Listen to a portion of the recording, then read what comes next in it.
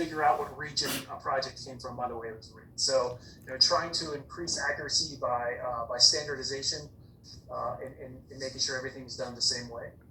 With efficiency, separating out positions with program delivery managers, site inspectors, the CRC, we're able to allow staff to focus on areas that they excel in, which speeds up time from project creation to obligation. Accessibility, creating grants portal for the applicants to monitor the progress of their projects and recovery in real time. So I know that's something that they really like, is that they can go in and check on their projects and their recovery whenever they want to, and really get a good idea of where the whole process is. And timeliness, we're trying to shorten the time from declaration to close out of projects by having closeout ready projects that are right the first time when they go through obligation. So here is the national delivery model. And this shows all of our major muscle movements that we have to do in order to effectively and efficiently deliver the public assistance program. So you can see at the very top we have preliminary damage assessments, declaration request, evaluation, administrative requirements. Some of those things we're going to be going through here. Some of these things even occur before an incident occurs in terms of organizational profiles. But some of the other big things, applicant briefings, request for public assistance, applicant impact surveys, recovery scoping videos. We're going to touch on this as we go through these sessions. So again, if you've got questions on any of these, if you've seen any of these things, we're going to be talking more in depth about these and a lot about, again, how things are evolving. And you can see applicant impact survey, exploratory call if PDMG is assigned, or recovery scoping meeting or video if PDMG is assigned or not. So we're starting to see now a lot of changes in fact tracks based on programmatic changes that we're going through. So you may see things called different things in different places. It's one of those things that's like I said, ever evolving, and we'll be trying to evolve with it. So this is. Hey, Andrew, real quick, if I could, it's Jessica again. So another one of the more recently added objectives of the program delivery and of the national delivery model is also customer experience. And the grants manager and grants portal specifically really does provide a lot of transparency to the applicant that they never had before. And we also, in our old way of business, while our system of record had a deliberate process that projects would move through,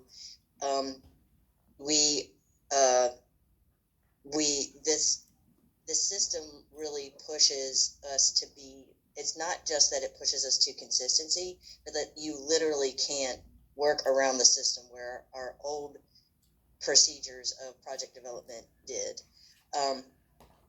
But I really want to emphasize that this process map, or if that's what you want to call it, does lay out the big major muscle movements throughout project development. But as I'm sure that you've seen in previous sessions or the research that you've done, there's a whole bunch of steps that we'll go into that get us from the start of that step to progressing to the next one. So but I did want to emphasize that customer experience is a new outcome or objective of the national delivery model. And I know that we'll get into more in the grants portal, which has a lot of needed changes to it. But anyway, thanks for letting me interrupt, Jane. Real quick, Jessica, to follow up, it sounds like from people who do the boots on the ground, they are the ones who need the help, and those are the ones who are supposed to be serving, because they're the ones who are actually requesting the assistance. So something that was said last week was, remember, we are dealing with humans. Humans are humans on the phone, on Zoom, or in person. And I think sometimes, I don't know about the rest of you, that seems to be what I have found that I even do. So actually having you bring up that, yeah, we're focused on customers, you're actually putting the humanity back into this. So thank you for emphasizing that. Sure. We do forget that sometimes because we're just like, well, we have to get this done, and you have to push the button, and you da da da da da da. Well, well. Yeah, and that brings up to just emphasize that as well. We're dealing with humans, and a lot of those humans are going through the worst times of their life. So that's another aspect that, again, for sure we definitely have to be empathetic toward that, because thinking about the folks in Louisiana that happened a couple days ago, not weeks. The people that we're dealing with, our customers, quote unquote, are going through a rough time. So as much assistance as we can provide them. And if I go to the next slide, here is basically the same thing, but this is for the applicants, right? So looks very similar, but it's pared down to kind of what the applicants have to do in Grants Portal. And through this presentation, you'll see screenshots and information from both Grants Manager and Grants Portal. And Grants Portal is something I think everybody we included in the field can get a lot better at in terms of helping our applicants and our recipients navigate through and understand kind of how it works and how it can work for them. Got it.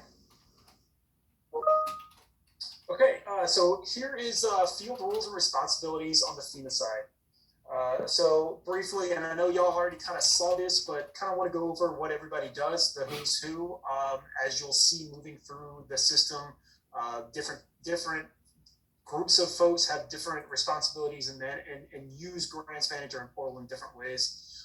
So at the top, we have our Infrastructure Branch Director and our Public Assistance Group Supervisors. So those are you're going to be your field leadership at PA events. They are creating strategic goals and timelines, priorities. They're the ones that are going to be your top level supervisors, or working with other program areas, working with the federal coordinating officer to effectively and again efficiently deliver the program. Under that, we have our program delivery task force leaders and our program delivery managers. So those are program delivery managers are, again, the centerpiece of this whole process, this whole program. That's your primary point of contact for FEMA to the applicant. Back when I was at PDMG, it was described as you are the face of FEMA to these applicants. And then their mid-level managers are going to be those task force leaders, which usually have about 5 to 7 PDMGs working for them. And so they're going to be their supervisors. On the site inspection side, we have our site inspector task force lead, our site inspection crew lead, which may or may not be an event depending on level of impact and the size of the event. Some of our smaller events may not have those, some of our larger events might. And then again, our site inspector and specialist. So span of control, we're looking at, again, task force leaders having about 5 to 7 inspectors working for them. Then we have our operational side of the house, which are going to be our operational support task force leaders. And they do a lot of the behind the scenes stuff. And when we get into event settings, which we'll talk about today, they have a very important role there, and also in terms of generating reports and using Grants Manager in that way.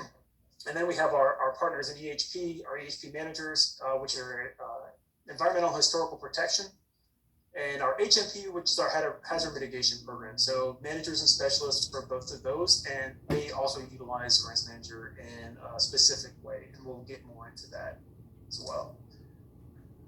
On the applicant and recipient side, so the recipient side, we have state PA officers, which some of these names are going to depend or different depending on how the state calls them. Some states call them different things. So I tried to kind of give you a mix that you'll see on the Grants Portal side when you get in there and look at some of the data. So some of them are called state PA officers, which would be like an IVD or a PAGS on the state side. Recipient authorized representative, which is a title and role in Grants Portal. A recipient org admin, and an applicant state PDMG. So recipient authorized representative could be somebody in the PA department at one of the recipients that works on the PA side that's helping applicants along. Recipient organization admin, same thing. And then applicant state PDMGs are for those events where you have state-led PA, and they'll be actually performing the PDMG role for the recipient. On the applicant side, applicant representative could be whoever their point of contact is. Could be the mayor, their emergency manager, the head city council person. Whoever is going to be in that role. They have site inspection points of contact, which is who our site inspectors go out with the field with and actually conduct the inspections with. Applicant PA coordinators, applicant authorized representatives, and applicant org admin. Again, same thing pretty much as the state side, except for the applicants. I should say recipient side instead of. Angela, I think Beth has a question. Yes, thank you. Just a quick question. The previous slide, please. There you go. HMP. Can you? I'm not familiar with that acronym. Can you help me? Yeah, sure. So that's Hazard Mitigation Program. Thank you. So those are going to be our folks on the ground, and then they could also either be on the ground or on the ground in the field or at the CRC. And depending on how the settings are done, that role could be filled by either or. But they write up our proposals for hazard mitigation if a project has that need. So if an applicant wants to utilize hazard mitigation, those folks will then write and submit those proposals with the project. Thank you. Sure.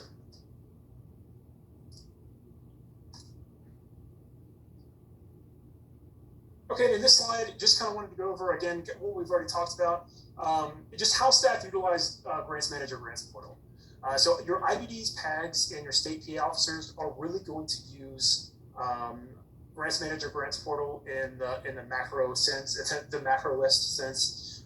They're going to use it really to monitor staff, monitor strategic goals and those timelines and their priorities. Right, so they're not going to be in it every day, clicking buttons, really in the weeds, doing a lot of the minutia. That's not what they generally utilize Grants Manager or Grants Portal for. It is more to get that high level 20,000 foot view of an event. So how they utilize it is a lot different than, say, the TFLs or the state PA coordinators who use it to manage their staff. Right, who are making sure that their staff's tasks are getting done on a day-to-day basis. They are kind of the next level down that are not clicking buttons and performing the functions. And when I say clicking buttons, we're going to go through kind of all of this as we go through the sessions. But they are not so connected as the PDMGs and the state-led PDMGs who are using this all day, every day, who are really the driving wheels in Grants Manager and moving our program forward. The ops support staff really uses a lot of the settings that we'll get into in order to make sure that the events are running right and that the setup is right and kind of the behind the scenes stuffs are getting done. And then EHP and hazard mitigation staff again, write up those proposals. So if we have EHP, environmental historical preservation, that needs to be done on a project, they will write up those reports. They also review projects to make sure that there is compliance for any environmental or historical preservation policies or regulations. And again, going back to hazard mitigation, they write those proposals up for projects that need hazard mitigation. Right, any questions kind of on the national delivery model, the overview, or kind of any of the who's who in the program? One thing I just want to confirm. Back in, let me think here, during Katrina, FEMA had the possibility of opening up a new event. But normally before that, it actually went up the hierarchy. So now an event can actually be started by both Grants Portal and Grants Manager. Is that right? Somebody from BA from Business Architecture may have to help me out on that. Hey, it's Julian. So if I'm understanding the question correctly, you're asking if an event itself can be set up through the Grants Portal. Is that right? Yes. No, that's not correct. So the event setup is done by the business architecture team, usually someone on my team, through the grants manager side. And then once that's done, on the grants portal, the recipient and their subrecipients can request public assistance through the grants portal for that event. Okay, thank you. No And problem. that's actually, Go ahead, Andrew. oh, I was going to say that's actually our next topic is event setup. So it's actually a good segue. But Jessica, please, if you. So before, I mean, there's a lot of stuff that happens internally within FEMA, the requesting entity, if it's a state, tribe, territory, that happens prior to the event being declared by the president. But once the event is declared by the president, whether it's an emergency or major disaster declaration, then business architecture gets notified to set up the event in Grants Manager and Grants Portal, which we'll go over in just a second. So there's a lot. There's declaration, request, review, and authorization by the president that happens outside of this system. This is specifically to public assistance for events declared by the president. Thank you. Sure. Any other questions on our first part?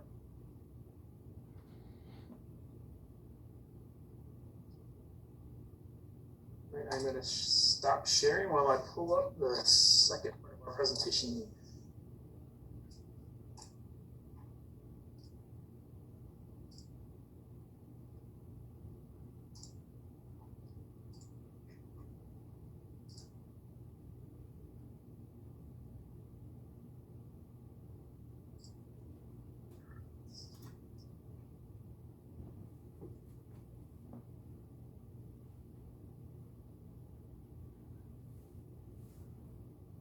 Bear with me 1 second. Again, still new to sharing on Zoom.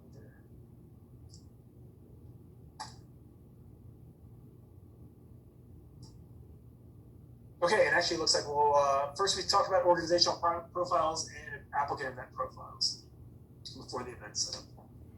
So Julian, you got a few more minutes before we get to you. So in our so moving along our pre-phases in our event setup.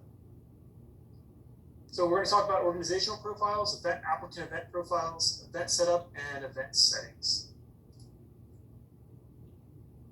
All right, so our organizational profiles.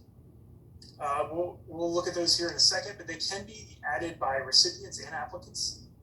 They can be added before an event occurs. So one of the good things about Grants Portal is that potential applicants for future events can create an organizational profile. They don't have to wait until an event has occurred, and we saw this a lot when we were first rolling this out, where the recipients and their PA staff would talk to applicants throughout their normal role as emergency managers and preparedness, and say, hey, this is a new system. We can go ahead and create a profile for you. That way, they can upload general policies like pay policies, procurement policies, insurance policies, things that are general policies that may change every year or every other year. They can keep those documents uploaded in Grants Portal if and when they're ever affected by an event. So we don't have to go chase them for those documents, which in the field that's a lot, a big part of or can be a big pinch point in trying to track down a lot of these documents. So if they're already uploaded in the organizational profiles, that's a big boon for us. And that's one of the great functions of Grants Portal. So yeah, they can be updated and documents attached outside of declared events. And the recipient and one thing to note, the recipient and applicant Grants Portal and organizational profile user interfaces look and function a little differently, and we'll get into that here in the next slide. But that's basically due to the fact that recipients manage many applicants as well as themselves as an applicant, and then where your standard applicants only have one single organizational profile. So Grants Portal for the recipient.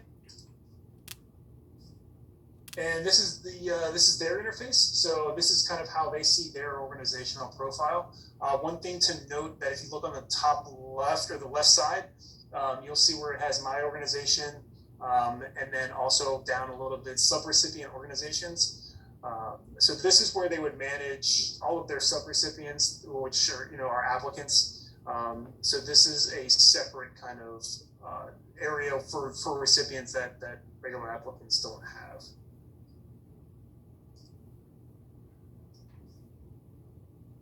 This is the subrecipient organization wizard that allows you to add a subrecipient organization. So to add an applicant, these are the steps that, or this wizard is what the recipient would go through in order to create them. And again, they can do this outside of an event. So just a few of the slides here through the process where they enter primary contact information. Again, that would be the PA representative or the applicant representative that we talked about in the last presentation. Whoever these folks are going to be are listed here. Then locations, facilities, and completing the access request. So, yeah. I'm sorry to interrupt, Andrew. Sure. This is where I believe 1 or 2 meetings ago, there was a precaution regarding malicious activity. If the user to request a new account was able to get an EIN or DUNS, then they could actually slide into getting a SPA really quickly. And I guess that it is manually reviewed. Can you share with me a little bit about that when they create the new profiles?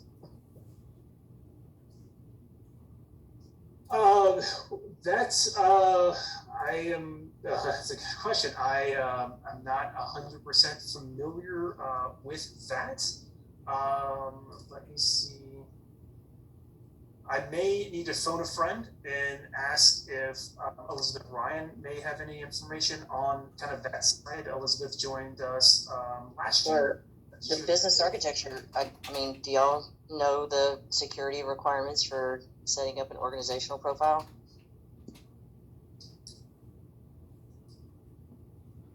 Hey, this is Julian. It's ultimately the review of leadership, probably either at the region or even the event leadership upon review, whether or not they would accept them as an organization. Okay, so there is internal checks and balances against malicious activities. Got it. Thank you. Thanks, you guys. Carry on. I'm listening. I'm all ears. Oh, great question. See, that one kind of threw me as well. But no, excellent. So I got to learn a little bit today myself.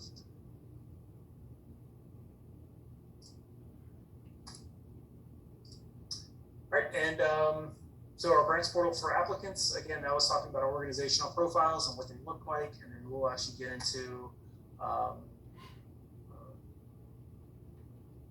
what that's going to look like. So here, again, in our organizational profile, we can upload documents, and this was just to kind of show that we can do that outside of an event, outside of our event, applicant event profiles, which is where we actually manage our program, or the applicants would manage the program in a specific event.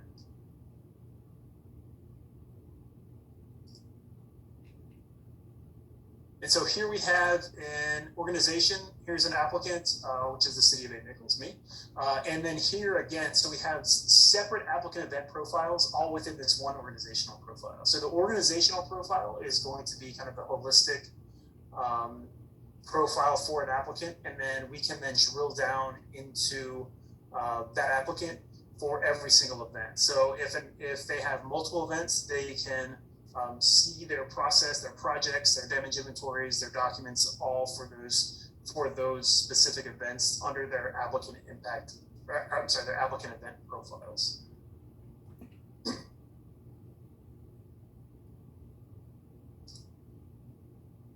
Okay, and so that leads us into our event setup. After an emergency or major disaster is declared, business architecture creates the event in Grants Manager and Grants Portal. And I will turn it over to Julian. Thanks, Andrew. And I'm going to kind of walk through this process while showing you a little bit of the basics. Unfortunately, UAT is not up right now, so I can't walk you through this process step by step, but I can explain to you what does occur and where it happens. So let me share my screen and then let me know when you can see it.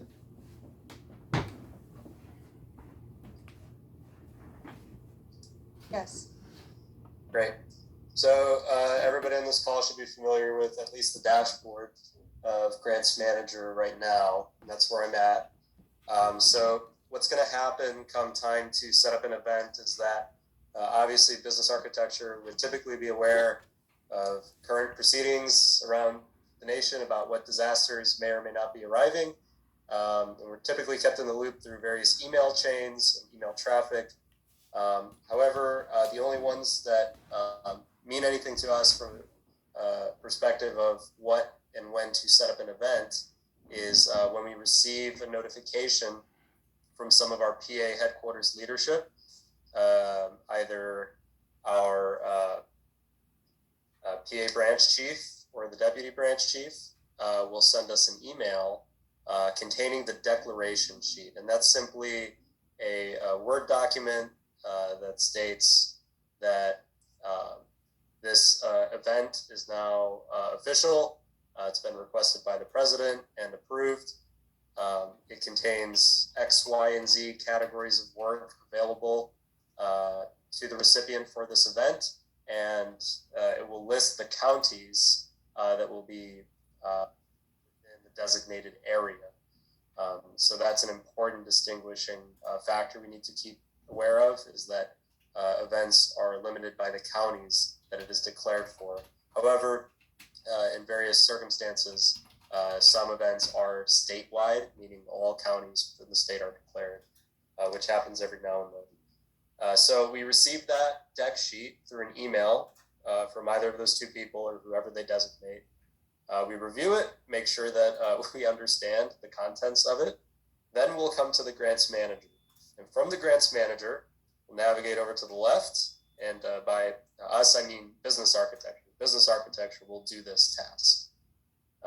We go to pre-award ops, click events, and then there's a fancy button on the top right that says import events.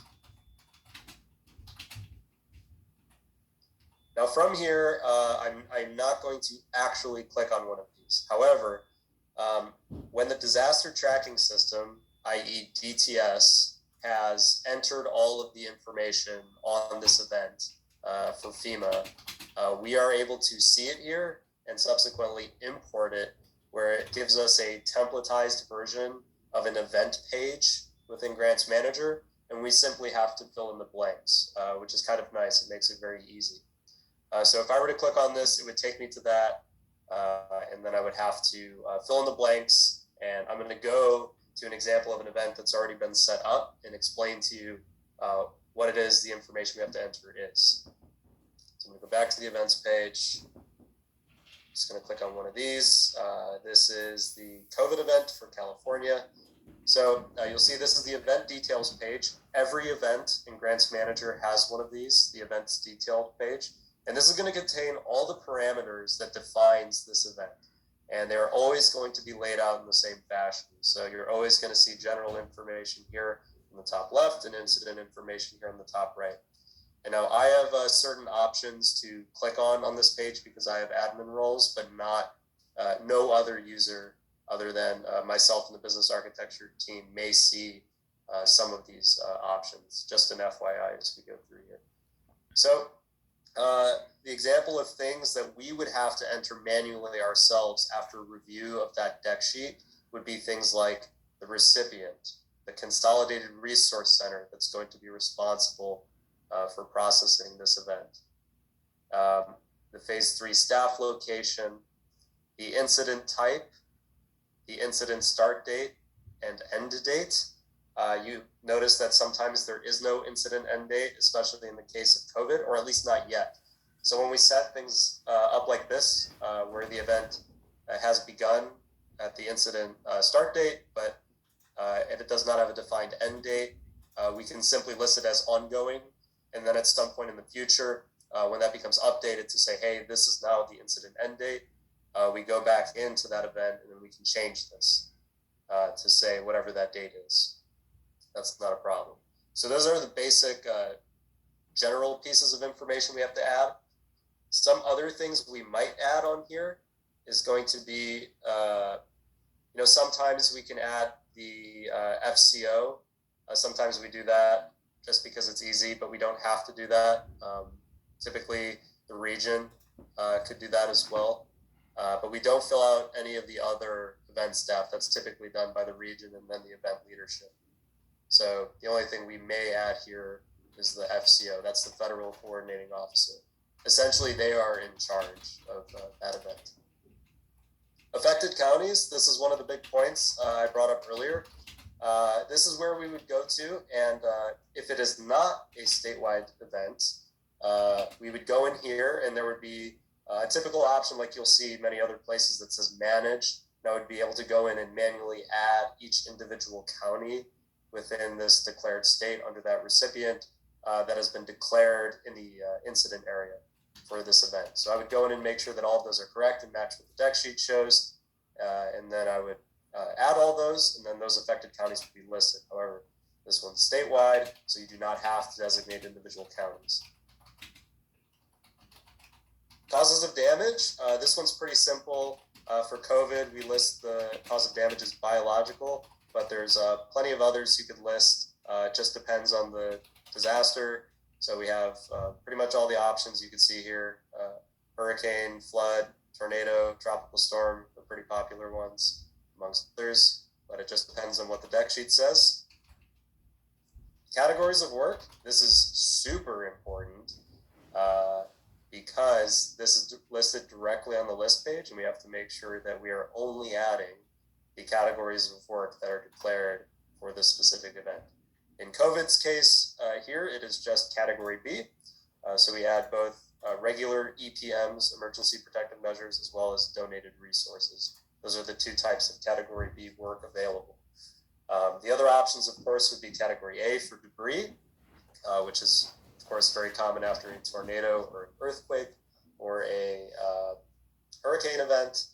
And then, of course, if it's declared for permanent work, we'd have categories C through G for a bunch of other infrastructure type work, and that's added here. Project process flows. This is going to allow us to select which types of projects can be created under this project and under this event. In most cases, all of these are always listed here. I don't particularly know of any other specific event as an example where we wouldn't add all of these. But if I found one, it would certainly be interesting to show you. However, I would say all of the time, it is always going to look like this. I have the We have standard, specialized, management cost, EPMs, and completed. Yeah, go ahead. I'm sorry to interrupt. Sorry. Under the cause of, my apologies for interrupting. Looking over the cause of damage, you had mentioned briefly about the biological, which was COVID. Would you mind going back to that real quickly? Yes. My question was, I was just regarding some of my training. I didn't see any terrorism. That's probably a gray area that I would not even begin to be qualified to answer for you. It's mostly like we receive a cause of damage on a deck sheet and we add it, no questions asked. So if that type of cause of damage was determined to be the case, we would have to make some sort of determination as to whether or not we added something new as a cause of damage to add for that particular event. But as of right now, these are the options we use currently. Fair enough. Yep. Thank you very much. Like you'll notice, Yeah, as an easy example for you, the Surfside building collapse in Florida was listed as a building collapse, of course, here. Just as an example of something that's kind of not so common. Yeah, that is the first one we've ever done like that. Yeah. But what I was going to ask Julian is, did you, in order to add a new event type or cause of damage rather, did you have to go to the developer to add that, or can you add that yourself? You mean type You being business like architecture, a disaster, or is it type as in cause of damage? cause of damage. Can you answer this, Julian? Because if you can't. I can, but I can find out in 3 seconds if I can. We had it added by the developer. I did it. I mean, not I did it, meaning I had like so the way like we don't do these things in a vacuum. We obviously have our Office of Chief Counsel. We have liaisons in a wide range of insurance-focused areas of expertise, and so we don't just add these things kind of willy-nilly. They have to connect to existing doctrine, legislation, and policy. Certainly, COVID was a first. Like I think, as Jessica said, it was new for everybody. So we've had to first sort of look at existing legal parameters of how these things were generally classified. But in answer to the question, there's kind of a twofold answer. How do we arrive at adding a new one? In the decision to add a new one, that was something that involved, like I said, everything from our divisional leadership through our chief counsel. How we technically added it was that we had to have it be either, it wasn't a production, it was a code change essentially. And that really, I mean, functional, I mean, I get what it means in the system.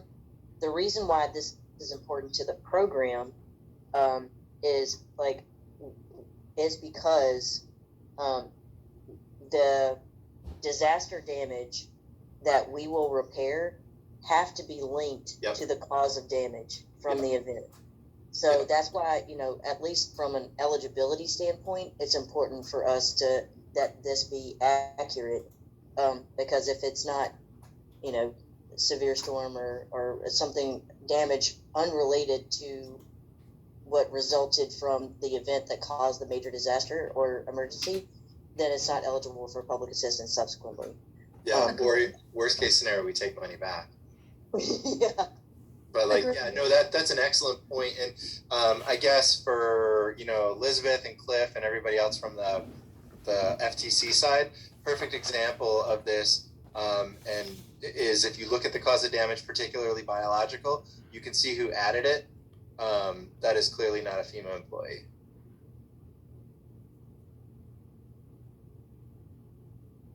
I pause for dramatic effect. It's Shade House. No. It's on the screen. Who and when who added it? That would be determining. But yeah, that is one of my questions regarding especially insurance and in the property management, on the property insurance division, they would be looking at it as either a hand of God, quote unquote, for the natural disasters that we're getting from climate change, et cetera, versus the terrorist attacks that happened or do happen. So that is kind of my questions. But when I'm seeing some of these bags, so I'm kind of curious but I digress. I'm understanding the different categories of work, and I wanted to just get some of my questions answered, but this gives me some more food for thought. I appreciate everyone's feedback. And like Julian said, though, what they put into the grants manager is what is in the declared summary sheet, which is in a Federal Register notice that comes from the White House. Right. So it's like, these are things that we don't just make up. We're just putting into our system what the White House has determined has led to the major disaster or emergency. Dang, Jess, I feel really validated because I was about to say the same thing. So that's awesome that our thoughts were the same.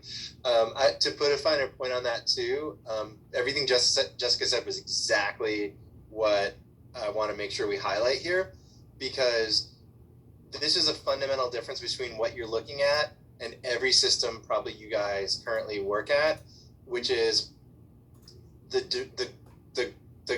development process of the individual public assistance grant that is developed in FactTrax from the moment of the event creation until the moment of obligation is a legal federal record. So any audits, any criminal investigation, any type of oversight whatsoever, congressional inquiry uses the information that is as the actual legal federal record and document. And the reason why that's important is that when we get into the process of the applicant and recipient signatures throughout the process, when they are signing off in these steps, it is as good as a wet signature on a legal piece of paper signed by the state representative. And so to Jessica's point, like, it's not like we're just making this shit up. It's actually like it has to connect to real policy and real law, essentially, because primarily when all this shakes out at the end, we regularly will be asking you, as we ask our current developer, to pull out the records of these individual grant applications from soup to nuts, and that record is used for a wide range of purposes, the same as any other government document would be utilized, and that includes criminal investigations and congressional audits. So.